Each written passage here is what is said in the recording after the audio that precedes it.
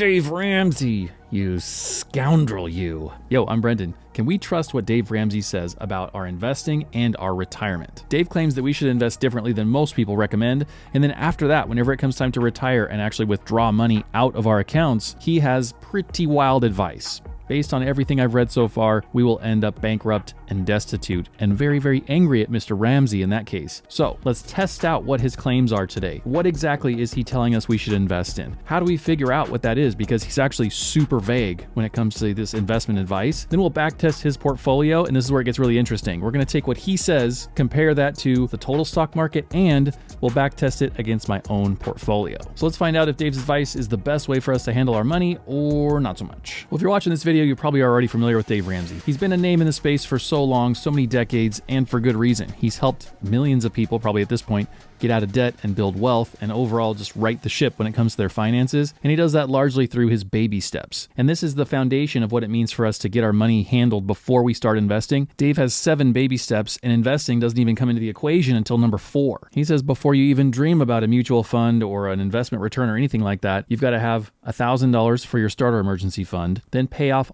all of your debt except for your house. Then come back and boost up your emergency fund again until it's 3 to 6 months of your living expenses. Then you can start thinking about investing. The differences in the timelines for these baby steps has got to be so massive. I'll bet a lot of people could save for their starter emergency fund in a month, maybe 2 months tops. But then step 2, to pay off all of your debt. This is likely years for most people. I mean, what if you've got student loan debt? What if you've got something else going on in your life where you've got a lot of debt? I mean, you could be sitting here not investing for years and years and years. And of course, this is where Dave comes at you and says, you've got to be gazelle intense. You've got to not see the inside of a restaurant unless you're working there. You've got to eat rice and beans, beans and rice, and get really, really pissed and make this happen in your life, pay everything off in 2 years. And I think there could be a strategy to that, because you know that you're missing out not only on just living a more fun life and spending money and going and doing cool stuff, but you're also missing out on the possibility of investing. So the structure is interesting because it really kind of pokes you and prods you to get that debt paid off. I'm not quite as against debt as Dave is, especially if it's low interest debt. And maybe that's partially because I'm such a fan of investing. But overall, I'm largely in agreement with Dave when it comes to getting ready to invest. But once you do all of that and you're ready, it's time to actually start investing. And this is where things really get exciting, or so says his website here. As far as the structure of which account you choose to invest in, that also dictates a lot of your success or your tax handling, at least whenever you're investing. Dave's philosophy is this: getting a match beats using a Roth, and using a Roth beats using a traditional. And so his investing order of operations is that you get your employer match first, whether that's your 401k, your 403b, your TSP, whatever it is, get the free money, lock that down. Then do as much Roth stuff as you can. For most of us, we can have a Roth IRA because we're not making so much income that we're disqualified from using the account, but also some employers offer a Roth 401k. So he basically says, do everything there that you possibly can. And if you have both of those options, I mean, you'd be investing a ton of money, $2,000, $3,000 a month before you could max out a Roth 401k and a Roth IRA. But if you still have money left over after that you could invest, then he says to go ahead and use a traditional account, like a traditional IRA, traditional 401k, that kind of thing. And at this point in our journeys, Dave and I start to diverge a little bit on slightly different paths, because what he says here is that you should only be investing 15% of your income. He basically puts a cap on how much you can invest, and he starts out here with 15%, because if you've got income that's left over after you've invested 15% of your income, then you move on to that next baby step, which is saving for your children's college fund, and then also paying off your home early. So you're kind of doing steps 4, 5, and 6 all simultaneously within the baby steps plans. And you can call me an ungenerous father as much as you want, but I'm prioritizing our own retirement way over and above our kids' college fund. We are going to be much more stressed if we don't have a retirement sorted out. And frankly, our kids are going to have a lot more options in the future in terms of securing an education, securing funding for that. What does that look like in the future? I mean, a traditional 4-year go to a different place, sit in a classroom, get an education kind of structure. Who knows if that's even going to be that needed 15, 18, 20 years from now? Going to college isn't the typical answer that it was 30, 40 years ago. So for me, I would rather prioritize investing. And then here's where Dave and I really kind of diverge in our paths: paying off your home early. For me, in my book, whether this is worth it totally depends on your interest rate. If you got a mortgage a month ago, your interest rate's probably 6.5%, 7.5%, something like that. In that case, I think it's worth paying it off early, because if you made a 7.5% return in the stock market, you'd be fairly happy. So when we can take that money and pay off our debt at the same rate, we're basically getting the same benefit, which is amazing. But for us, personally, I think this is absolutely ridiculous advice. Our mortgage interest rate is 2.25%. So in our case, Dave is literally telling us to take money that's an amazing inflation hedge that we borrowed at historically low rates, maybe rates we'll never see again in our lifetimes. And instead of investing that in the stock market and making 7, 10, 20%, we're going to pay off our loan here on our house, our 2.25% loan that at time of recording anyway, it's right here at the end of April 2024. We've only got 6.5 years left on the loan anyway. My whole plan was to be mortgage free at 43. You got to have that rhyme going. So if we don't pay it off early, we're going to have significantly more money that we can invest, and we're still going to have it paid off earlier than most people, plenty early. So I think that's kind of ridiculous advice. I've read a couple of Dave Ramsey's books and 1 or 2 books from his personalities, plus I've listened to a ton of his radio programs. And so I understand that there's a factor here that's happening whenever we do these steps, whenever we pay off our debt, whenever we have more of our income to play with and just more options in life. There's this cumulative psychological benefit and this momentum that you're building that can't really be quantified with numbers. Like, it's not a spreadsheet thing. It's a human thing. It's a personal, philosophical thing that makes you feel better when you do this stuff. And so I want to create a little bit of leeway for that. I understand that that's a factor and that's real. But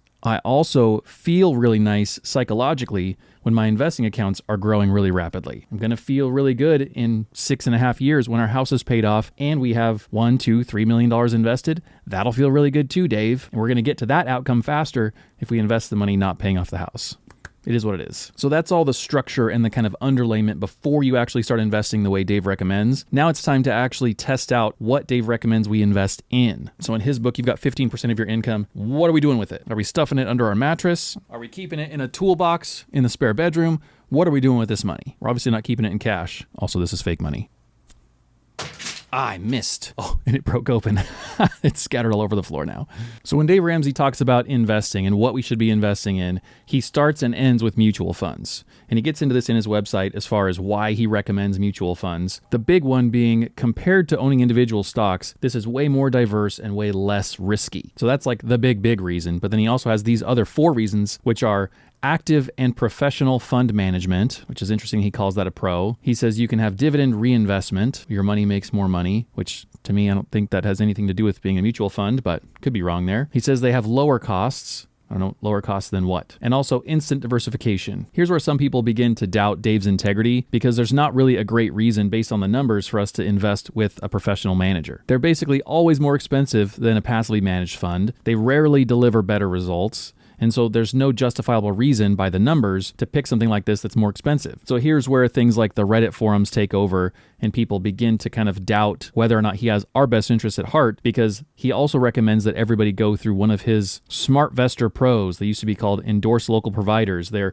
people within Dave's personal network of like recommended financial professionals that you can work with. And so if you invest with these SmartVestor pros, then Dave makes a lot more money than if you don't. I can't speak to that whole situation and his own personal motivations. There's no way that I can. But I also feel like Dave is smart enough to be able to recommend something that could still make him money and still is a passively managed fund, something that has very, very low expense ratios. So I don't see a reason why he needs to maintain this stance of an actively managed fund, because there's got to be a way to split the difference there. So we'll leave that one up to Dave and his own personal motivations. So let's talk about the specifics of what Dave actually says we should invest in here, or as specific as we can get, because Dave is incredibly vague. So I'll go over what each of these different 4 kinds of mutual funds are, and then we'll back test them against popular investing strategies and my own investing strategy. The first one that Dave recommends is growth and income funds. What this means in slightly more layman's terms is basically you're going to go after a fund full of companies that their objective in life is to grow and or to create income. So they say down here that these are called large value, large cap, blue chip, dividend income,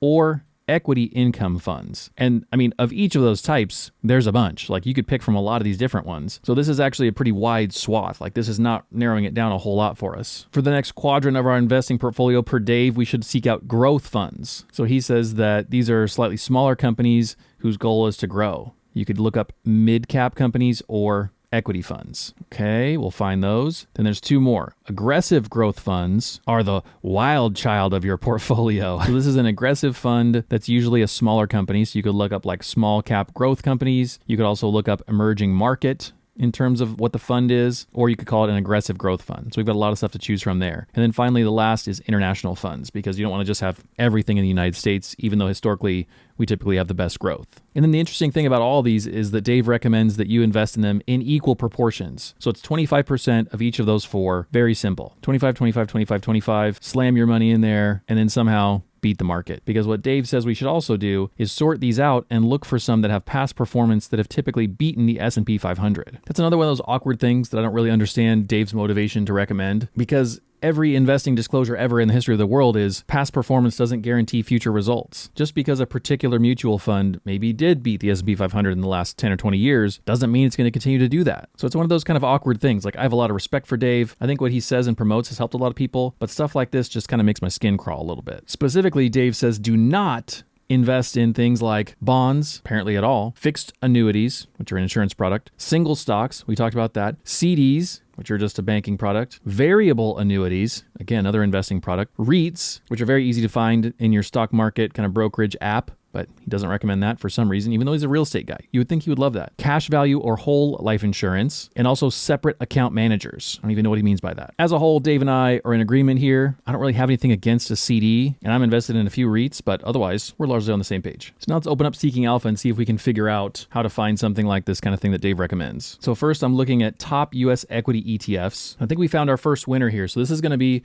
our first 25%, our equity fund, which Dave calls growth and income funds. So it's way more about growth than it is about income, but otherwise it pretty much meets all of his requirements. So this is the NETZ Transform Systems ETF. As Dave recommends, it's an actively managed fund. It does give us a little bit of a dividend, nothing really to sneeze at, but it's there. So we're getting the income side. And then if we chart this and compare it to the S&P 500, I mean, in the last year, it's basically crushed the S&P 500. In the last 3 years, it's done a bit better. In the last 5 years, it's not done that well because it's kind of new, but hey, we can't really judge it based on that, right? We're going to look at the last 1 to 3 years. We're going to assume it's going to keep going like this. All right, add that to the portfolio. Next, we've got to find a mid-cap fund to use for our growth funds quadrant. Mid-cap or equity. Here's one. Perfect. It is a mutual fund. I think the last one I picked was an ETF. Sorry about that. This is the Hennessy Cornerstone Mid-Cap 30 Fund. It's expensively managed like Dave likes. It doesn't pay a dividend. It's all going towards growth. It invests in growth stocks of mid-cap companies. And best of all, whenever we compare it to the performance of the S&P 500, check this out. The last 1 year, it's on top. The last 3 years, it's not doing so well. But forget about that.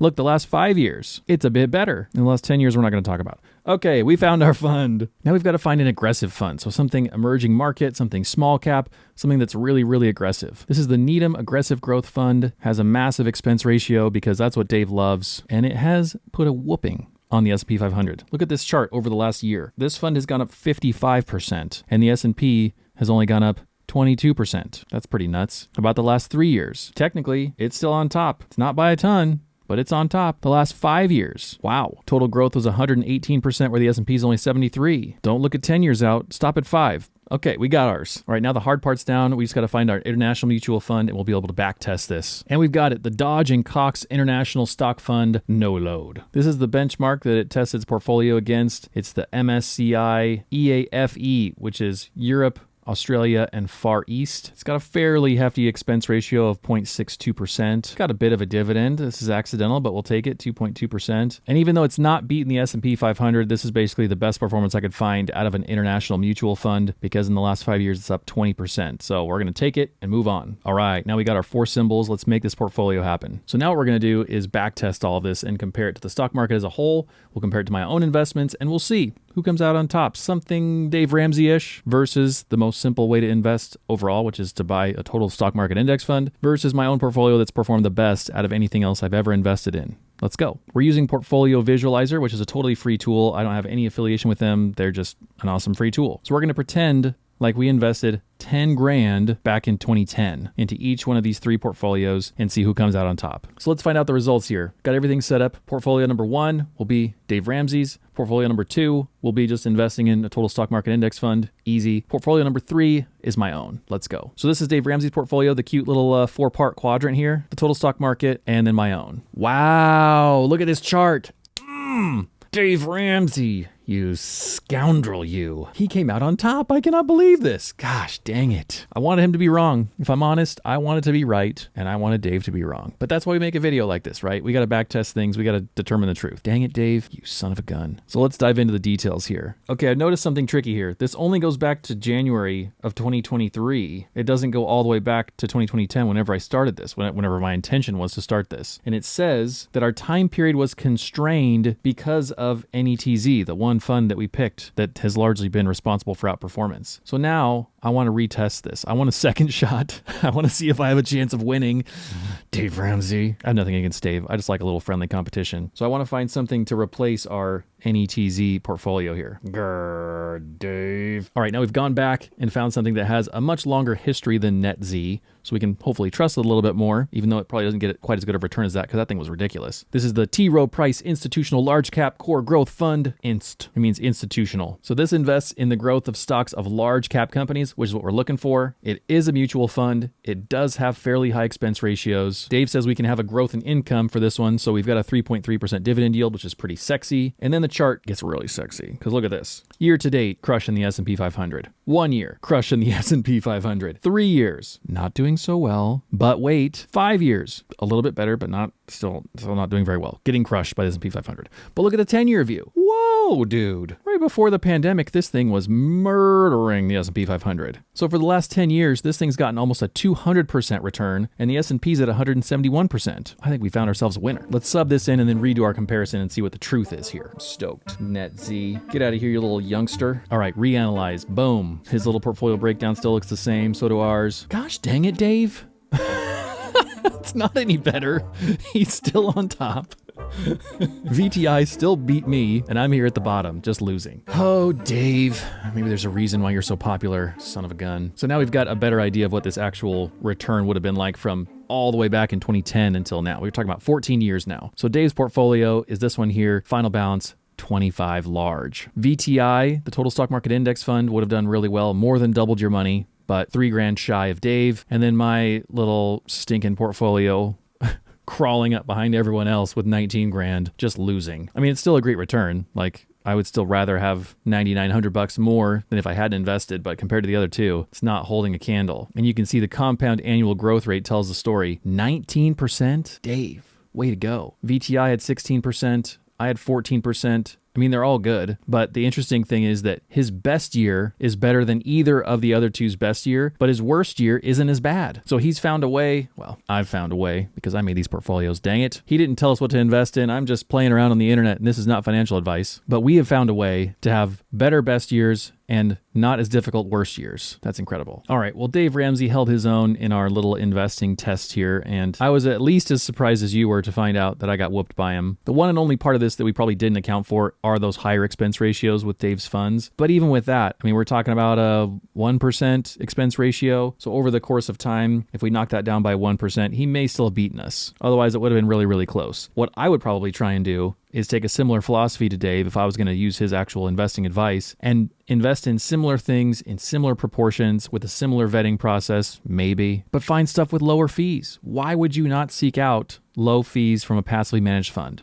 And maybe part of his rationale is that he just believes in active management, and he thinks that if you sort through a bunch of these, you'll find ones that perform better because of the active managers. It's not impossible. It's not that they don't exist. It's that they're the 1 out of the 100 fund, and so it's difficult to come by them. That's all I'm saying. Now we get to part 2 of the video, which is the juicy withdrawal rate test. So this is a really huge deal to figure out how much money you can take out of your retirement whenever you're retired, because it's the difference between you having money, being able to live well, do the things you want in retirement, and maybe even pass on money to your kids or whoever else you want to pass on money to, or being totally broke, living in a tent, and eating Pop-Tarts every day. As good as Pop-Tarts are, nobody wants that. So what I've set up here are 2 basic scenarios within Projection Lab. This is a new to me kind of financial projection tool that's really, really cool. You can use it completely for free unless you want to keep all of your data in there and keep playing with it over and over. You can basically use it once and have all your projections figured out and do it totally for free. But if you want to keep coming back to it, you've got to pay a membership for it. I also just became an affiliate of theirs, so open disclosure there. If you sign up through my link, then I get a little kickback from them, and it doesn't cost you anything extra. So if you want to sign up, please use my link. Dave has said time and time again that if your investments are performing well, like he promotes you to invest in the way that they apparently do perform well, we just found out, you can take out a huge amount of money every year and not run out.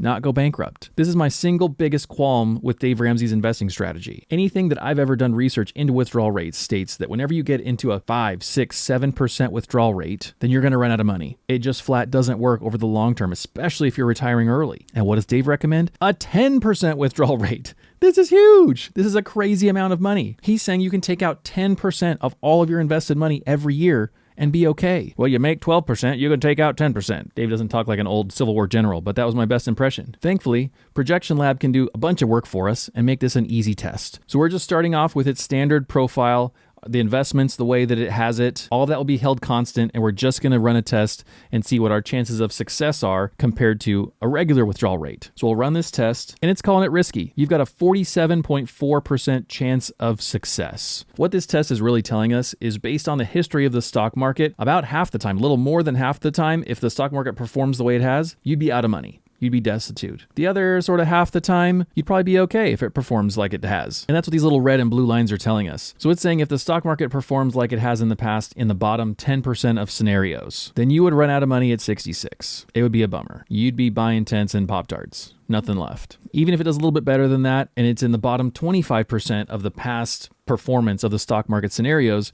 you're still running out of money in your early 70s. And you can see here all the trials it's done in the basic outcomes. So only 2% of the time did it fail early, 36% of the time it failed during the middle of your retirement, 13.5% time it almost made it. In this kind of case, you probably could have decreased your spending and you would have been okay, but Dave Ramsey says 10%, hold to it. And then the rest of these times you just barely made it. And if you're curious about the time periods that this is comparing it to, it segments out a bunch of different historical sequences in the history of the stock market and says, if the stock market does what it did then, here's your outcome. So if the stock market performs like it did between 1928 and 1967, you're good. You have a massive surplus. You actually should have spent more money because your final net worth after you've died is $23 million.